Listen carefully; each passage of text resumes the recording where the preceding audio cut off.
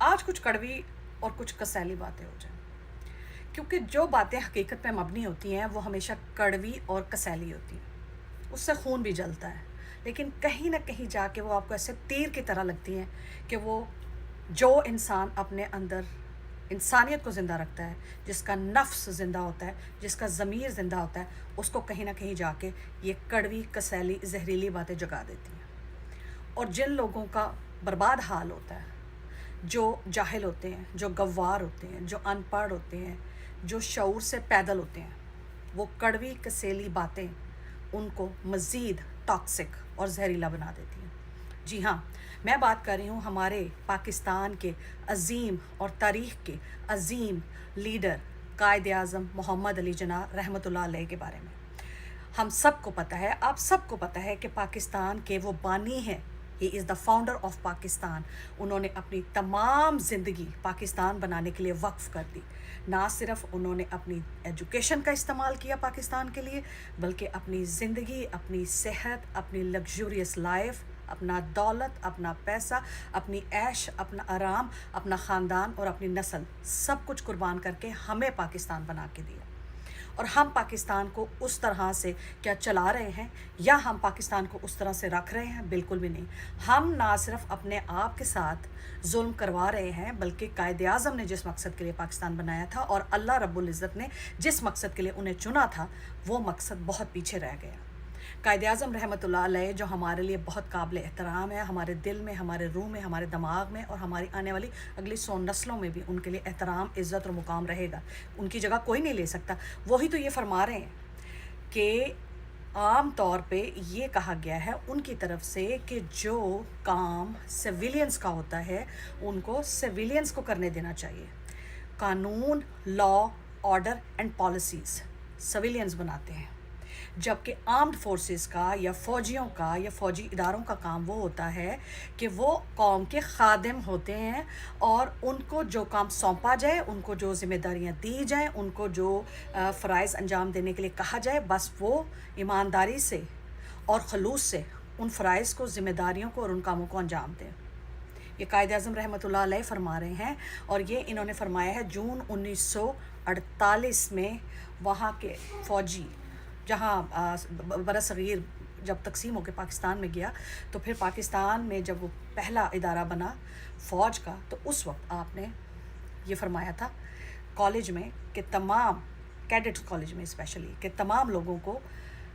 اپنے اپنے فرائض سے بخوبی آگاہ ہونا چاہیے، چاہے وہ سویلینز ہوں، چاہے وہ فوجی ہوں، چاہے وہ پولیٹیکل ہوں، چاہے وہ سوشل ہوں یا کوئی بھی ہوں۔ ہر ایک کو اپنا دائرہ کار جو ہے وہ محدود رکھنا ہوگا اور اسی دائرے کے اندر رہ کے کام کرنا ہوگا۔ اپنی حدود کو یا اپنے جو ہیں پاؤں کو اس دائرے سے باہر نہ پھیلائیں۔ قائد اعظم رحمۃ اللہ علیہ کے اس کال پہ اگر آج ان آرمڈ فورسز نے، ان فوجیوں نے، ان فوجی اداروں نے، ان جرنیلوں نے کام کیا ہوتا نا، تو آج پاکستان کے حالات یہ نہ ہوتے ہیں۔ پاکستان کی تباہی میں پولیٹیشنز کا جتنا ہاتھ ہے، اس سے کہیں زیادہ ان کرپٹ جرنیلوں کا ہے۔ جنرل یحییٰ سے لے کے، اس کے بعد جو ہے اپنا ایوب خان سے لے کے، اس کے بعد ضیاء الحق سے لے کے، اس کے بعد مشرف سے لے کے، اس کے بعد باجوہ لانتی سے لے کے، اس کے بعد عاصم خنزیر سے لے کے، اور بے شمار کرپٹ جرنیلوں نے پاکستان کا بیڑا غرق کیا۔ پاکستان کا تو بیڑا غرق کیا ہے انہوں نے، مگر ان کا اپنا حال دیکھیں، یہ کتنے خوشحال ہیں۔ جائیدادیں ان کے پاس ہیں، محل ان کے پاس ہے، بیرون ممالک میں جزیرے یہ خریدتے ہیں، بچے ان کے اعلیٰ کالجوں میں بیرون ممالک میں یونیورسٹیوں میں پڑھتے ہیں،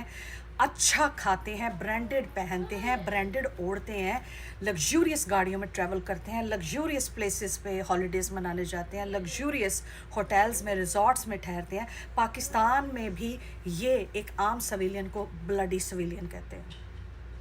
حقیر، پاؤں کے نیچے آنے والا کیڑا سمجھتے ہیں۔ ان کے اتنے زیادہ دماغوں کی خرابی میں ان کا قصور نہیں ہے،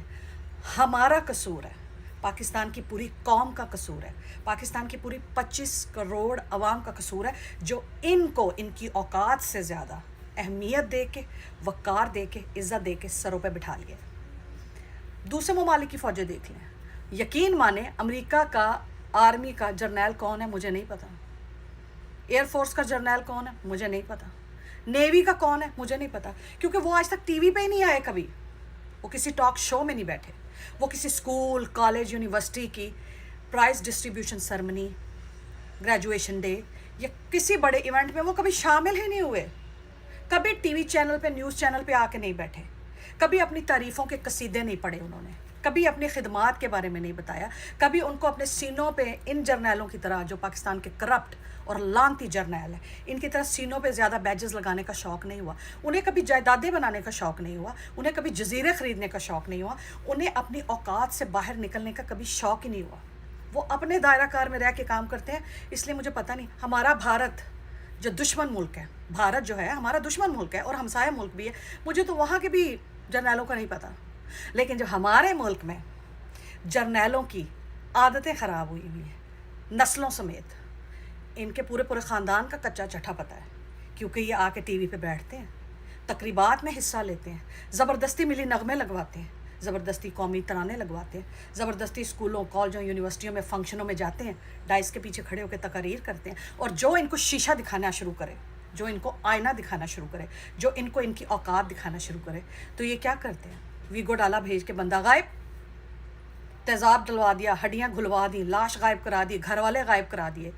माँओं बहनों बेटियों को उठवा लिया, उनकी बरहना वीडियो बना ली, बाप भाई बेटे को नौकरियों से निकलवा दिया, उनका जीना हराम कर दिया, उनको थ्रेटनिंग और हैरेसमेंट बेस्ड टेलीफोन करना शुरू कर दिया, उनका सांस लेना दोबर कर दिया। क्यों? क्योंकि आपने उनको शीशा दिखाया है, आईना दिखाया है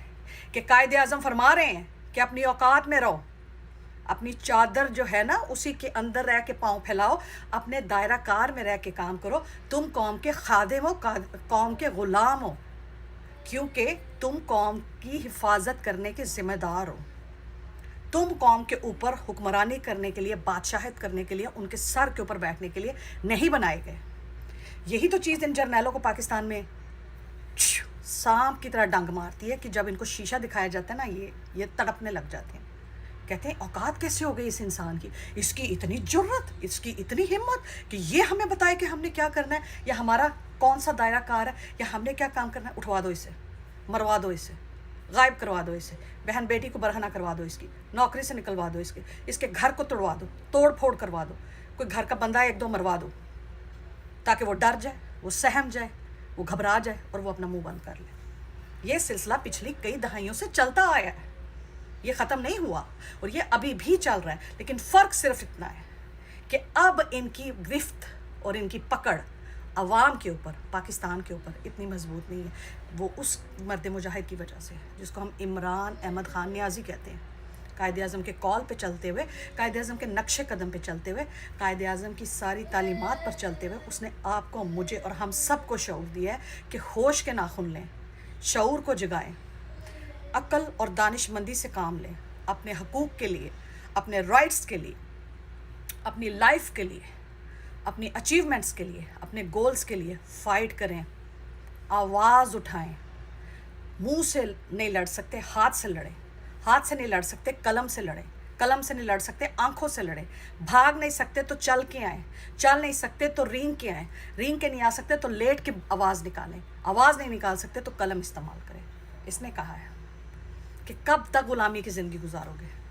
आपका दिल नहीं करता कि आप अच्छे आलीशान घरों में रहें? आपका दिल नहीं करता सफ़र करने के लिए आपके पास अच्छी लग्जूरियस कार हो? आपका दिल नहीं करता आप अच्छी जगह पे नौकरी करें? आपका दिल नहीं करता आपके बच्चे अच्छे कपड़े पहने, अच्छे जूते पहने, अच्छे स्कूलों में तालीम हासिल करें, अच्छा खाएं, फ्रूट्स खाएं, जूसेस पिएं, गोश्त खाएं, वेकेशनल और क्या कहते हैं एंटरटेनमेंट पार्क्स में जाएं? सबको तो ये मैसर नहीं है पाकिस्तान में। सिर्फ उन लोगों को मैसर है जो बदमाश हैं, जो डाकू चोर लुटेरे, नवाज़ लीग, डाकू चोर लुटेरे जरदारी बीमारी, डाकू चोर लुटेरे फजलू डीजल, और इनके हमायती डाकू चोर लुटेरे एस्टेब्लिशमेंट वाले, और इन सब के बाप फ़ौज के करप्ट जर्नैल। उसके अलावा जो थोड़ा बहुत पढ़ जाता है, जो पीछे जद्दी पुश्ती थोड़ा सा अमीर होता है या अच्छी नौकरी कर लेता है, वो अच्छा कमा रहा है, खा रहा है, पहन रहा है, पी रहा है। बाकी तो सबका जीना दोबर कर रखा है इन लोगों ने। 25 करोड़ आवाम में से क्या 23 करोड़ आवाम एक अच्छी लग्जूरियस लाइफ गुजार रही है? बिल्कुल नहीं।